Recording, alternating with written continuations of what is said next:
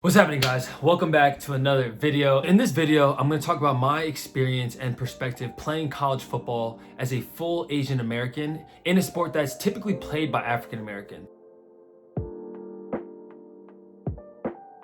I hope my perspective and experience of being a college athlete will be able to help any other Asian Americans out there that might be on the fence of continuing to chase after that dream that they have of playing football or basketball. Maybe your parents are telling you that, hey, like there's no chance for you to take it to the next level, or coaches or teammates don't really believe that you have the chance or the potential actually to make it. I hope that this is going to be able to add some color for you guys to be able to chase your dreams. And I think ultimately that's what it's all about. Especially when you're young, you have an opportunity to do whatever you want, right? When you put your mind to it and you start executing actions behind that, anything is possible. And I think from my story, people will be able to resonate with. So let's just dive into it. So when I was living in Las Vegas, Nevada, I was about 10 years old. That's when I kind of first got introduced to football. I started watching Atlanta Falcons games because Las Vegas didn't have any teams, and I fell in love with the player. His name was Michael Vick. If you are really young, you might not know who this guy is, but if you are a millennial, you probably know who he is. He was probably the best player to pick when you played Madden. You probably were picking the Falcons because they had Michael Vick. He was known to be a scrambling quarterback, very athletic, had a strong arm, and he was able to make a lot of people miss, but he made watching football very exciting. When I first started playing flag football in Las Vegas, I started even at that age, at around 10 or 11, I started looking around at my teammates and different opponents, and I started just realizing there wasn't that many Asians that were playing football. So it was almost like I felt not, I didn't, in the moment, I didn't feel like, oh, like I'm like a sore thumb or I didn't fit in. But it was one of those things where it's like, damn, like you don't really see anyone that looks like you. So it was interesting just because there wasn't anyone that you could really like resonate with, I guess, in that sense, right? Because culture is a powerful thing, right? When there's a lot of African Americans, a lot of Caucasian players and teammates and coaches, you just didn't really find that many Asian players at that time. And in the NFL at the time, I think Hines Ward was like the main guy that was representing the Korean community. And even though Hines was only half Korean and he was half African American, so it was awesome just for the Asian community to kind of have someone, even though they were only 50% Korean, representing our culture in the NFL at that time. Even though there wasn't that many people that might have looked like me, that never really unmotivated me to stop playing football. Right, so I started playing soccer as a kid, but I really didn't enjoy soccer that much. And when I started playing football, I thoroughly enjoyed it, and I saw success at it very early. And it was one of those things that I never turned back. I just kind of I kept pushing forward, wanting to get better, wanting to learn more, and expand my skills and knowledge. And the coaches I had early on definitely made it a fun experience in time. And obviously, when you're a kid at that age, that's what it's all about, right? Winning and scoring touchdowns, that's all fun. And that's part of it. But when you get to win and have a good camaraderie within the team and coaches, it makes the environment and the season a good time. One of the biggest struggles that a lot of Asian Americans are going to have when they play sports that typically aren't played by Asians is going to be that pre-existing judgment or stereotypes that coaches and teammates are going to have when they look at you, right? And I kind of dealt with that my whole life in a sense. When I played, even in Little League, when I moved to Maryland, when I played Little League here, all my teammates were African American. Like literally all of them besides maybe 2 or 3 that were white.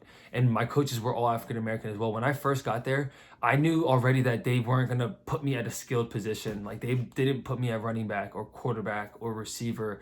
Like they legitimately had me playing offensive line and defensive line. I'm sure a big piece of that is because they probably didn't think that I would be able to be athletic, or they didn't think that I would be able to contribute as a, skilled player. But I think it's one of those things that you can't let that discourage you. Use that as something that's going to motivate you to continue to build your skills, right? That for me, that season was a great learning lesson. And how I look at it is because I ended up being a skilled position player in high school and college. I looked at that year as a year for me to grow more mentally, physically, because now I was forced to play offensive line. And as a receiver, you do have to block. So being able to be in the trenches and learn from that experience. And a lot of this comes from perspective. It's just going to be how you look at your given circumstance. I could have looked at that season, just quit and been like, oh no, I don't want to play because they're not putting me in a position I want to play. Or you can take that negative or that perceived negative and turn that into a positive and learn as much as you can from that season, right?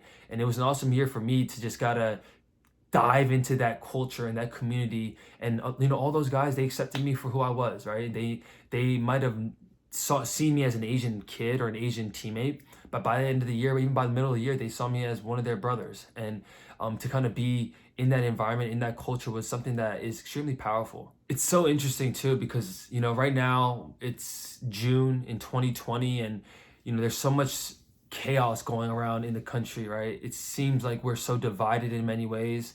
On the flip side of it, there seems like so much unity in between so many demographics and races, and it hits home for me. And like, this is why I feel extremely close to the African American and Black community, and why I've been a big protester of the Black Lives Matter movement, and all the different injustice that's been happening in our country, because I feel that, right? Like, when I was a kid growing up playing football, I felt that injustice. I felt that, and injustice is not even the right word. I felt that discrimination in a sense because of how I looked. And even though this was on a sport level, I never felt like my life was in sacrifice though, right? Like, when I go out and drive my car, and when I go out to the streets, to the grocery store, whatever it might be, I never feel like I'm in danger. So I don't know what that feels like in the African American community, but I think as Asians, we feel that discrimination just in general as we walk our day-to-day lives. And that's why I truly do resonate with that community and that culture. And I do believe that it's our right as the Asian community, as different cultures and backgrounds in the United States, to step up for what is right.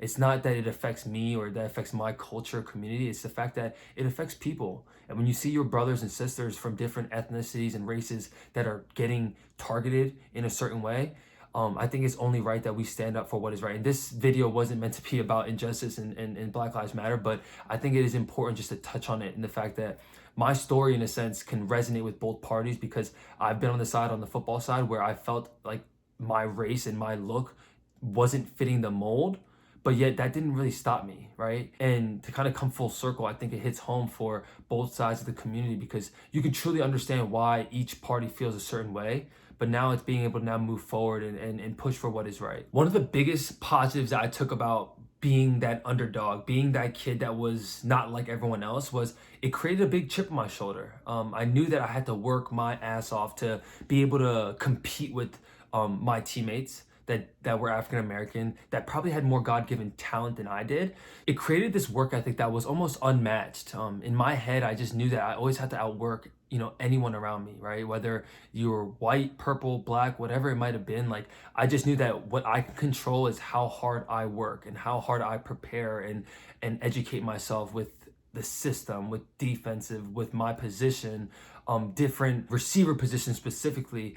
That was one aspect that I knew I was able to control. And I think for anyone out there listening to this or watching this video right now, if you do feel like you are an underdog, if you do feel like you don't have the skills maybe, or you don't have the right circumstance or situation to succeed where you're at, I get that and I feel for you. But at the end of the day, what you can do is you can bust your ass and learn and get better, bigger, stronger, faster. Control the controllables, right? Your work ethic, your attitude, your leadership skills. Control what you can control, let everything else fall into place. I'm sure a lot of Asian kids can resonate with this.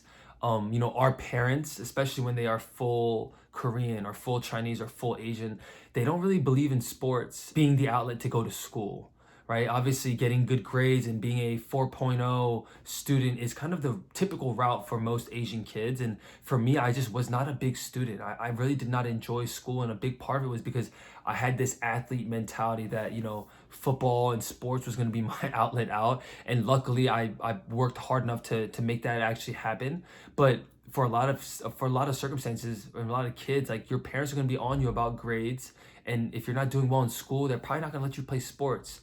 And the grades is one aspect of it, and then the other aspect is obviously safety. Football is a dangerous sport, right? It's cut and blank. I mean, whether it's concussions, whether it's physical injuries, it's not a sport that you kind of just play and you don't expect to have any scraps and injuries and cuts when you come back home. So it's one of those things where if you do truly want to play and you truly have a passion and a dream for it, make sure that you are doing everything possible to make it happen, because your parents, coaches, teammates, all the chips are stacked against you.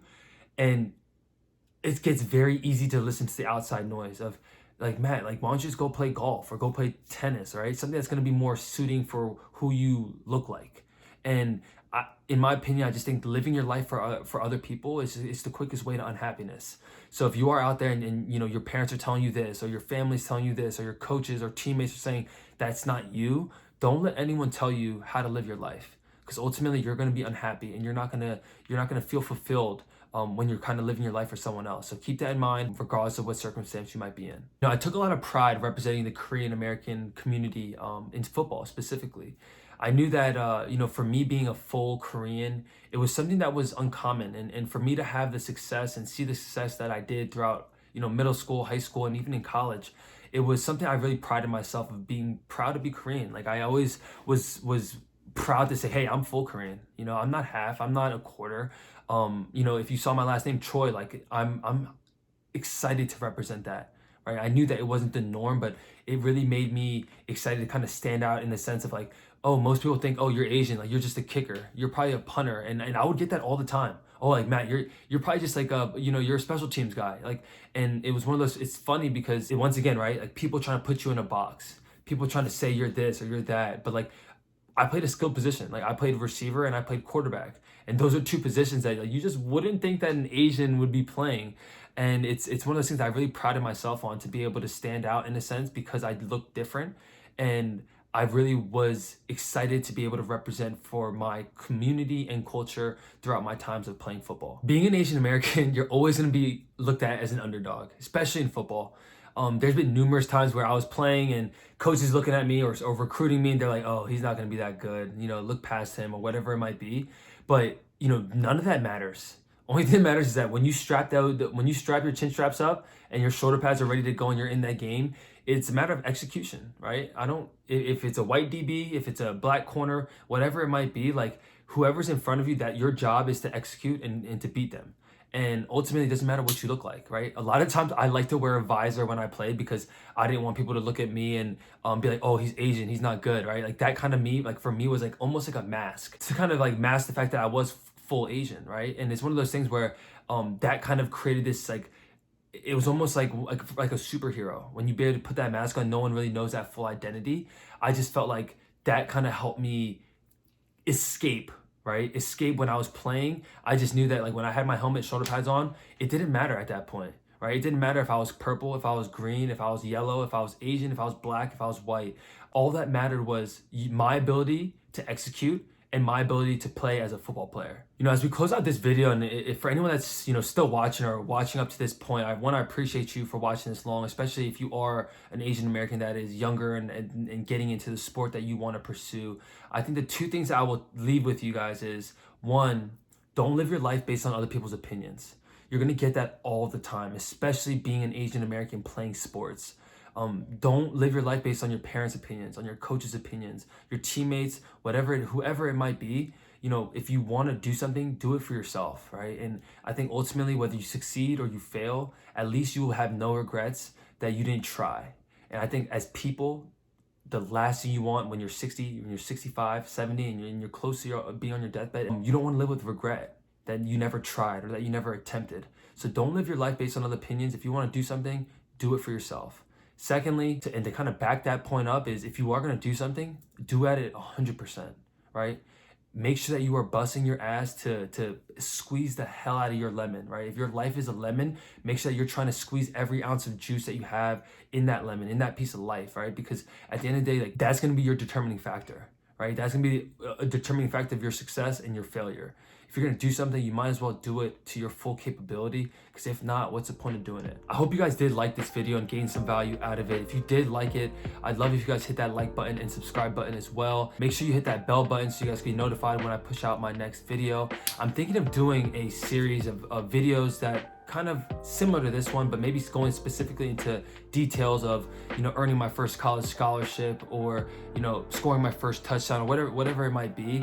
I really just want to highlight just this community, right? I think being Asian is something to be proud of, and I think especially when you're in sports, it could be something that is looked at like as an underdog or is looked at in a certain stereotype, whatever it might be. I hope that this video was able to provide some encouragement or motivation for anyone out there that might be struggling with this or doesn't know if they want to continue playing their sport. But I just hope that you guys were able to get some value out of it. I know it got a little deep in there too for a second, but I appreciate you guys watching this. See you in the next one. Deuces.